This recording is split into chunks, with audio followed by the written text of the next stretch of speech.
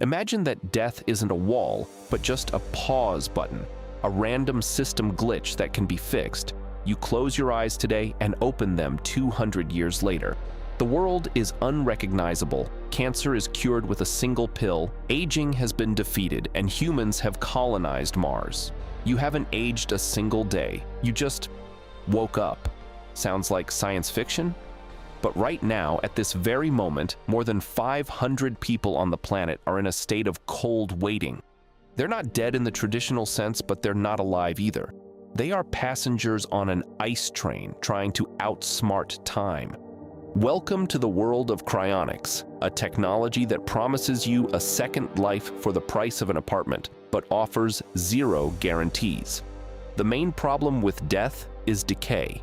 When the heart stops, brain cells begin to break down from lack of oxygen within minutes. Cryonics tries to freeze this breakdown, but there's a catch. You can't just stick a person in a freezer. We're 70% water. When water turns into ice, it expands, forming sharp crystals. These microscopic blades tear cell membranes from the inside, turning the body into biological mush. Even if such a person were thawed in the future, there would be nothing left to revive. To prevent this, scientists use vitrification. It's real chemical magic. The patient's blood is drained and replaced with a special antifreeze called a cryoprotectant. Thanks to it, when cooled, the body doesn't become ice. It becomes something like transparent glass. Then, it's lowered into liquid nitrogen at minus 196 degrees Celsius. At that temperature, time stops. Literally. All chemical processes slow down so much that the biological clock is paused for thousands of years. It all began on January 12, 1967. Psychology professor James Bedford was dying of kidney cancer. He became the first person to agree to this experiment. Back then, the technology was primitive. His body was packed in regular store-bought ice, and cryoprotectants were injected manually in a garage. Over the following years, his container was moved 6 times because companies shut down or neighbors protested against having a corpse next door. Many believed Bedford had long since decomposed. But in 1991, during a transfer to a new chamber, scientists opened his capsule. The world was shocked. Bedford looked perfectly preserved. His skin, his facial features, everything remained as if he had fallen asleep just yesterday. He became a symbol that even primitive cryonics can stop decay. He's been sleeping for nearly 60 years, waiting for the medicine of the future. But cryonics isn't just about elderly professors. It's about desperate love. In 2015, a little girl from Thailand, Matharan Naovaratpong, became the youngest person in cryonics history. She was just 2 years old. She was diagnosed with an aggressive brain tumor. After dozens of surgeries, doctors gave up.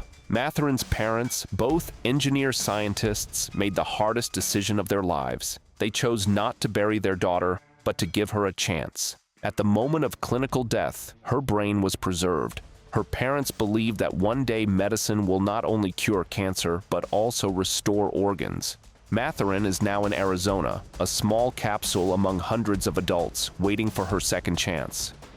But cryonics is not a guarantee of life. It's a huge risk. History has seen horrifying cases. The most infamous tragedy happened in the town of Chatsworth in the 1970s. Storage manager Robert Nelson took money from families, but due to poor management, the funds ran out. The supply of liquid nitrogen stopped. One capsule contained 9 bodies. The temperature began to rise slowly.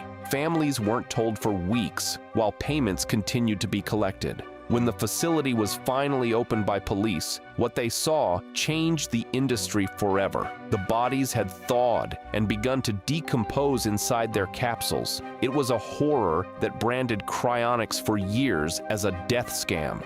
The key lesson: your ticket to the future depends not only on science, but on whether the company still has money for nitrogen 100 years from now.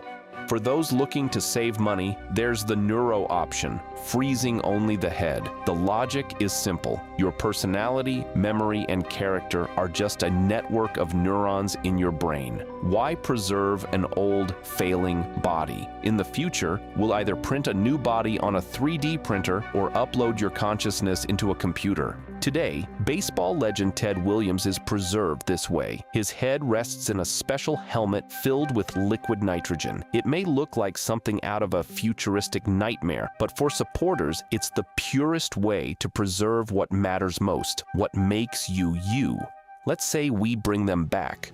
But then the question arises, who will they be? Will a personality survive after the brain has been glass for centuries? Imagine the state of such a person. Everyone they knew is gone. The language has changed. Technology feels like magic. Your values seem medieval. You become a biological migrant in time, a museum exhibit, and legally, do you even have rights to your property? Today, cryonics is a gamble. If you choose a traditional burial, your chance of returning is 0. If you choose liquid nitrogen, your chance becomes slightly greater than 0. For some, it's the last hope. For others, it's an expensive illusion built on fear. Project Cryonics is a manifesto of the human ego that refuses to accept the end. It's an attempt to reach future generations through an icy veil. What would you choose? Fall asleep for centuries with the hope of seeing the stars of the future, or live your one life to the end and go as nature intends? Write in the comments, is cryonics a breakthrough or just the most expensive cemetery in history? While you're watching this video, somewhere in the silence of laboratories, hundreds of people continue their cold sleep. They're waiting for us, on pause.